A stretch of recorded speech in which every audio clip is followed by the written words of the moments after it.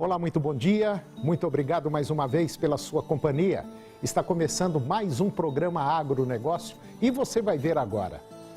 Cadeia exportadora de carne suína manteve resultado positivo no primeiro trimestre deste ano. Departamento de Agricultura dos Estados Unidos atualizou seus dados sobre os embarques de grãos do país. Tempo seco para a maioria das regiões do estado de Goiás. Mercado pecuário começa a dar sinais de recuperação neste mês. Depressão, uma bomba de efeito retardado. E você sabe o que é um produto integral? O agronegócio está começando.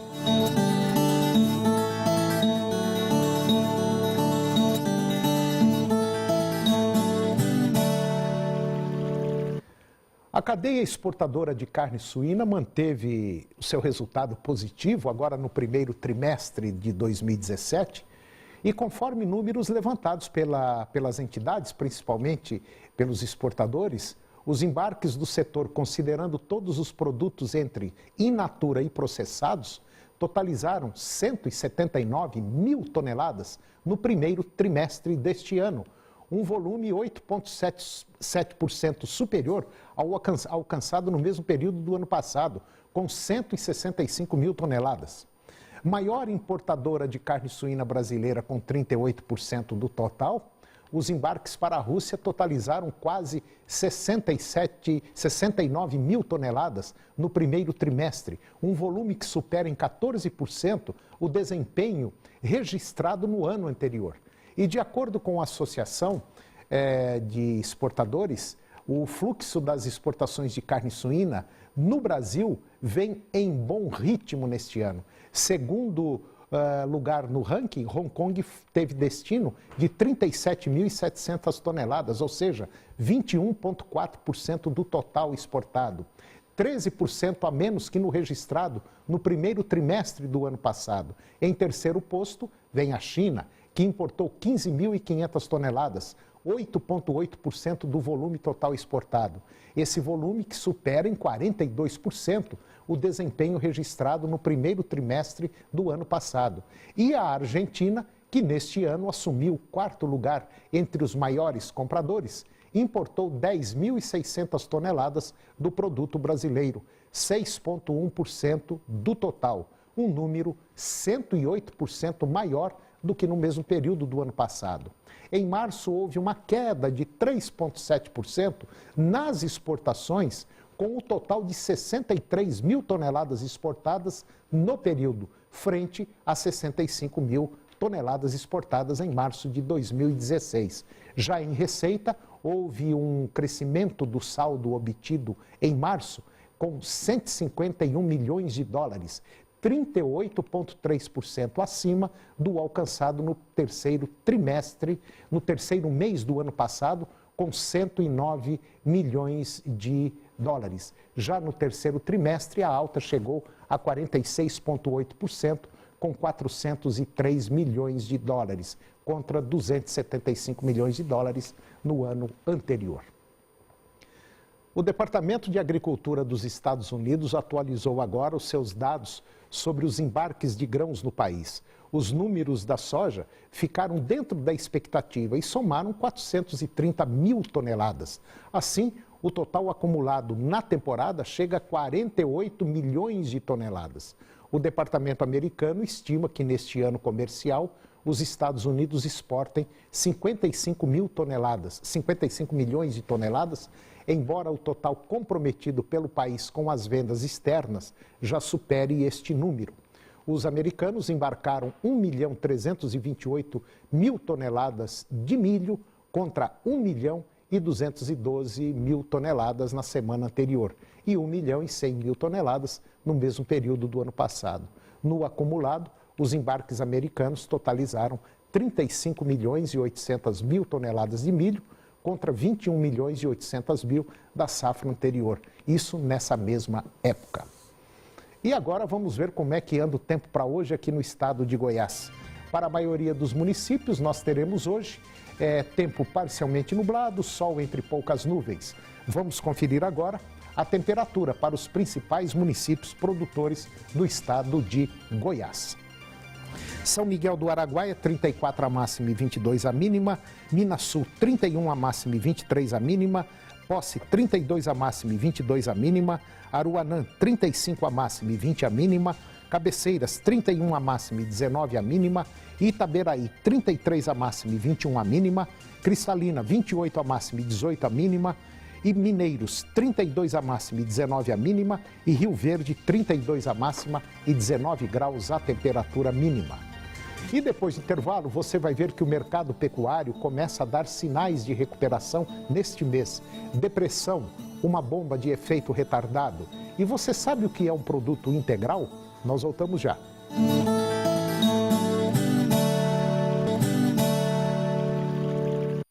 Eu vou conversar agora com Carolina Chaveiro da Silva. A Carolina, ela é nutricionista, especialista em nutrição esportiva e também clínica. Carolina Chaveiro da Silva, bom dia. Bom dia, Antônio. Bom dia a todos. Tudo bem, Carolina? Tudo bom. Carolina, outro dia eu estava ao supermercado e vi uma senhora comprando um pão de forma. E ela pegava um, pegava outro, pegava um, pegava outro, e estava aquilo integral, enfim, vários nomes, com castanha, sem castanha. E ela falou assim, moço, o senhor conhece? Porque eu tenho problema de diabetes. O senhor conhece esses negócios que ela até usou esse termo? Eu falei, senhora, eu não sei, não sei. Aí eu quero te fazer a seguinte pergunta.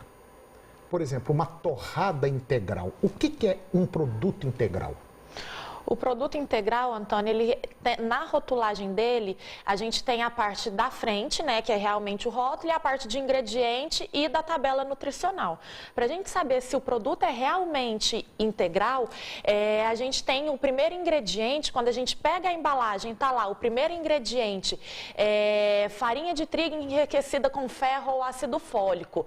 O produto já não se encontra, ele já não se enquadra no produto integral. Para o produto ser integral, o primeiro ingrediente tem que ser a farinha integral. Nesse rótulo que a gente vê, o segundo ingrediente é a farinha integral. Então, isso quer dizer que ele já tem menor quantidade nesse produto.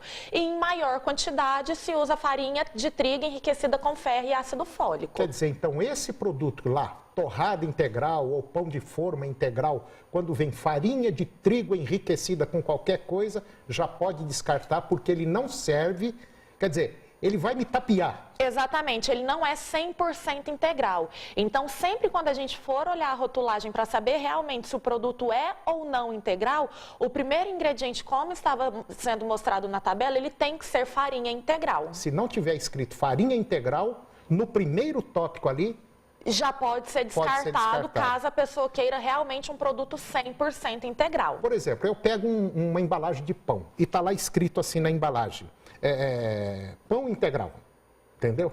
E aí vem com castanha, vem com isso, vem com aquilo, porque às vezes a pessoa tem diabetes, tem colesterol alto, ou às vezes a pessoa quer mudar o seu hábito alimentar. Como é que fica, no caso, o rótulo de uma embalagem?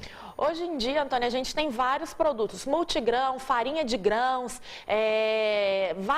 pão 12 grãos. Então, assim, acabam sendo rótulos que acabam confundindo o cliente na hora de comprar. Essa rotulagem é o rótulo tradicional, né? Onde, na frente do produto. Na frente do produto, onde está farinha 100% integral, que nele é o pão integral com girassol, né? E outras castanhas. Agora, no verso dessa embalagem, que estão os ingredientes, né? Isso, se a gente for olhar só pela aquela rotulagem da frente, ela tá tradicional. Quem quiser um pão integral realmente pode comprar.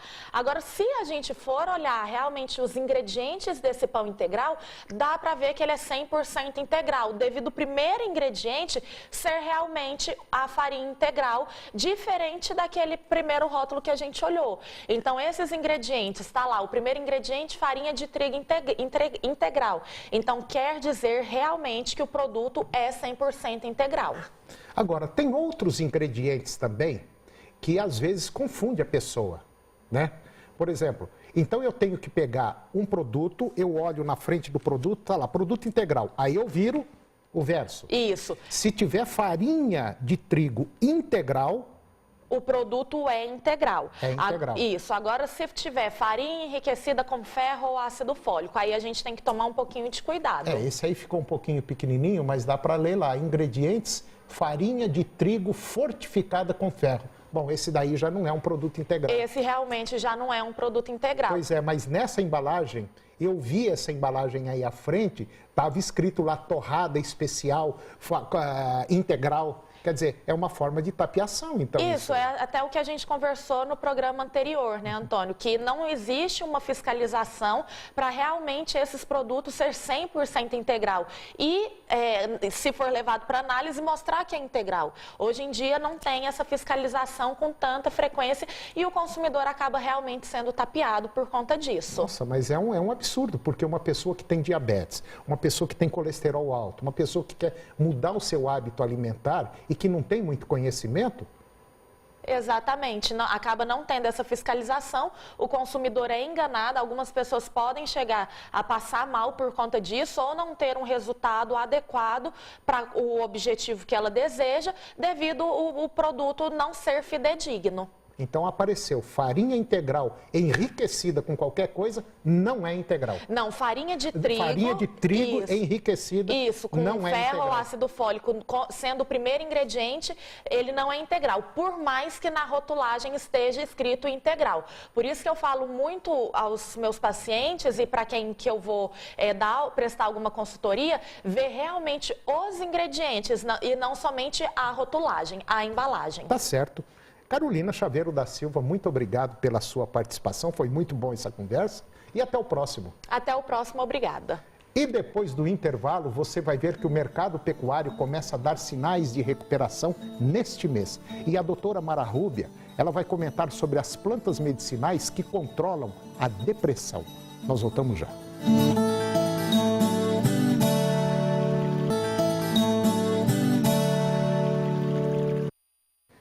Depois do momento delicado vivido na segunda quinzena de março, o mercado pecuário começa a dar sinais de recuperação neste mês. Segundo pesquisadores do CPEA, mesmo com agentes de frigoríficos ainda pressionando os valores de compra de novos lotes de boi gordo, a menor oferta de pecuaristas tem feito com que os preços da arroba voltem a reagir na maioria das regiões que principalmente são acompanhadas pelo Centro de Pesquisa, o CPEA. E com escalas encurtadas, os valores da carne negociada no mercado atacadista da Grande São Paulo também vêm registrando altas diárias agora neste mês. Entre o dia 5 e 12 de abril, o indicador do boi gordo, Exalc BMF Bovespa, lá em São Paulo, teve queda de 1,83, fechando a 136,44 na última quarta-feira, dia 12. Além da recuperação da operação carne fraca, o retorno da cobrança do Fundo de Assistência ao Trabalhador Rural, o FUNRural, também impactou o mercado no fim de março, já que afetou diretamente os negócios e os valores com os frigoríficos, descontando dos preços da compra o percentual relativo ao fundo de 2,3%. E agora eu vou conversar com a doutora Mara Rúbia Ferreira de Freitas. A doutora Mara Rúbia, ela é farmacêutica, é bioquímica, lá do Hospital de Medicina Alternativa e proprietária da Naturofarma. Doutora Mara Rúbia, bom dia. Bom dia a todos. Né? Tá tudo bem com a senhora? Tá tudo bem, graças a Deus. Doutora Mara, hoje a gente vai falar de um tema que, na minha visão, é considerado uma bomba de efeito retardado. Ela vem, você observa a diferença na pessoa, você vê que ela não está do mesmo jeito, uma hora está de um jeito, outra hora está do outro, e às vezes a pessoa nem está sabendo disso. Nem está sabendo. Nós vamos falar hoje de um problema sério chamado de depressão. É sério esse problema, né? A depressão hoje é considerada quase que uma epidemia mundial, né? Tamanha proporção que ela tem tomado na população, né? E hoje, muitas vezes, está iniciando até na criança. A criança, às vezes, já está apresentando quase depressão. Então, é realmente um problema de saúde pública já muito complicado. Pois é, doutora Mara, eu conheço algumas pessoas que a gente não sabe se tem ou não, porque não foi diagnosticado, a gente não entende disso. Mas a gente percebe diferenças, às vezes até dentro de casa. Exato, porque hoje o estilo de vida das pessoas, desde a infância, Claro que tem uma questão genética, uma questão dos neurotransmissores, uma questão química do cérebro, mas tem muito a ver também a depressão com o estilo de vida, de como essa pessoa vive, o estresse que ela passa, né, que pode desencadear uma depressão quando a pessoa passa por estresse muito forte, contínuo, né, e não consegue se relaxar. Então, a pessoa que está ligada o tempo todo faz com que o cérebro comece a adoecer. Doutora Maria, eu tenho observado o seguinte, que de maneira geral, os pais mais novos hoje não estão assim muito ligados com o filho não, né, doutora Mara? Isso. E parece que a criança chega num determinado ponto que sente essa falta de um carinho dos pais, né? Exatamente, porque antes as crianças, elas brincavam, né? Elas iam para o quintal, o cérebro delas descansava, porque o cérebro precisa descansar. Né? Elas tinham contato com a natureza, elas subiam em árvore, elas faziam muita coisa que fazia com que as depressões fossem num índice bem menor. Né? As exigências também, né? Eram menores. As exigências muito menor, porque hoje a cobrança que as pessoas têm em relação a si mesmo, eu tenho que produzir mais, eu tenho que ser mais eficiente, eu tenho que fazer mais, cada vez mais, isso aí, o cérebro às vezes começa a entrar em colapso, né? Não aguenta. Pois é, a gente observa aí crianças, por exemplo, ela faz inglês, estuda na escolinha, à tarde faz balé e chega um ponto que o parafuso arrebenta, Exatamente. ele espana. Muitos psiquiatras, pesquisadores têm colocado realmente assim, que os pais devem preocupar com isso, porque quanto mais a criança mais atividade, pior é para a criança. Pior, muito pior. Doutora Mara, vamos para o intervalo comercial e depois nós vamos falar das plantas que dá sim uma ajuda boa para quem tem depressão. É um minutinho só.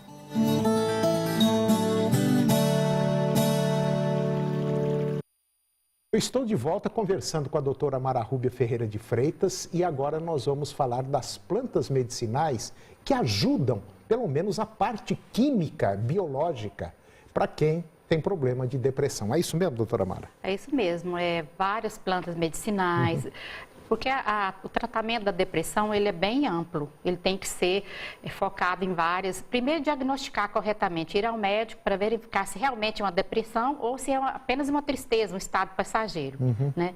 À medida que é diagnosticada, a pessoa procurar o tratamento mais adequado para ela. Pode ser através das plantas medicinais, que têm resultados muito bons, né? Algumas plantas que realmente tem pesquisa comprovando a eficácia dela, porque ela vai melhorar a ansiedade, vai melhorar a questão dos neurotransmissores, vai produzir mais alguns dopaminas, né? Que vai melhorar essa questão do cérebro. Vamos dar então uma geral nas plantas, só para a gente, porque essas plantas às vezes tem aí no fundo do quintal da sua casa, da sua propriedade rural.